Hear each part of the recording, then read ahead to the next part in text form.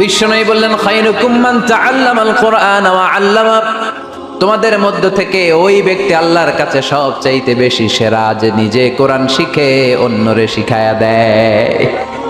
আপনি কোরআন শিখলে আপনি সেরা, আবার আপনি যদি শিখায়া দেন তবেও আপনি সেরা।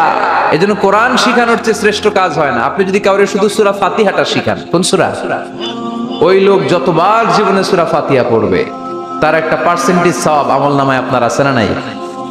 আবার ওই লোক যদি কাউরে এই সূরা ফাতিহাটা শিখায়, আবার যারে শিখালে এ যদি আবার আরেকজনরে শিখায়, এভাবে যতজনকে শিখাবে প্রত্যেকের সওয়াব থেকে একটা পার্সেন্টেজ সওয়াব আপনার আমলনামায় দিয়ে দিবে কে? এজন্য কোরআন শিখবো, শিখাবো, শিখবো, শিখাবো। যারা কোরআন জানি না, কোরআন জেনে মরবো।